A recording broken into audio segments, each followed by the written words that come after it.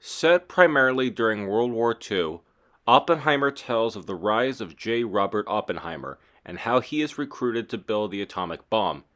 That is, of course, an oversimplification of the plot, as we also see multiple points in Oppenheimer's life, such as his communist affiliations and how they came back to haunt him in future events, his personal life involving both friends and enemies, and even some inspirational words of advice from the great Albert Einstein. But the question remains, is this one of Christopher Nolan's best films or not?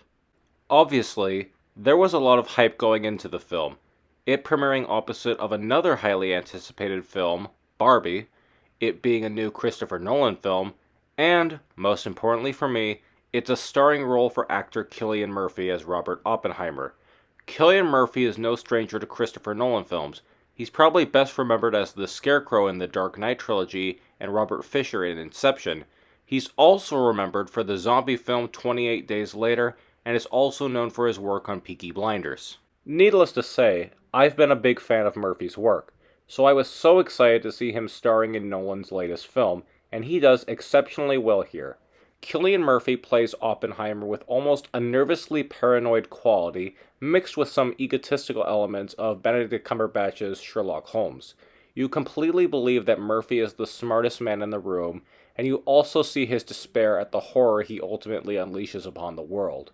There is a great leading cast: Emily Blunt, Florence Pugh, Matt Damon, and Robert Downey Jr.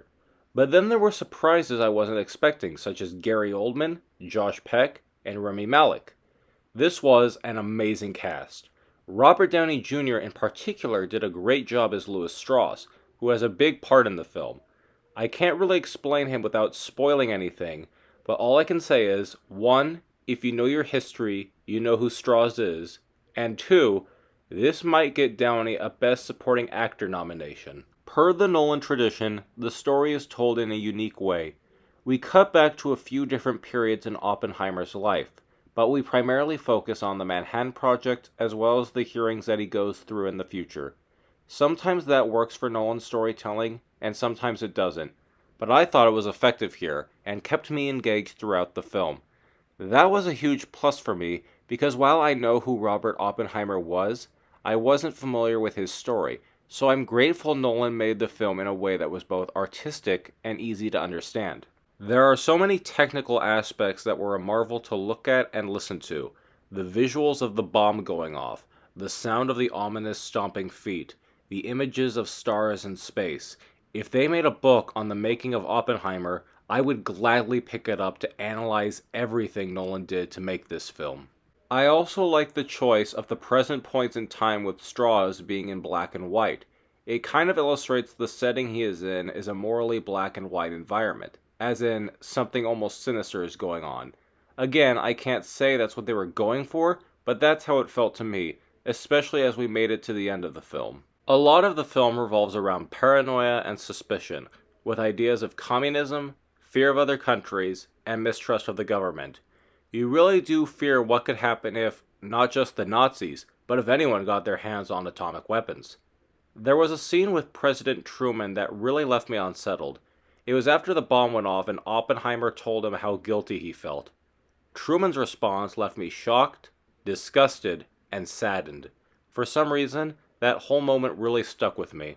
If I do have a criticism, it's that the film is indeed overly long. Don't get me wrong, it's an incredible film, but I think this story could have been condensed to 2 hours, maybe 2.5.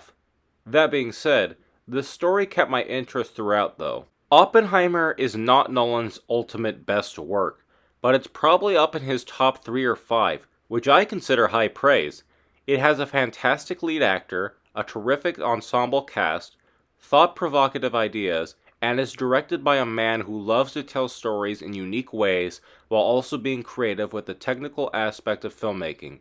Some people might prefer to go see Barbie over this, and some might be scared off by the runtime, but I think this is an amazing film to watch, and if you can find a way to see it, preferably on an IMAX screen, waste no more time and go see Oppenheimer. Thanks, this is an O.M.M review. This is O.M.M, signing out.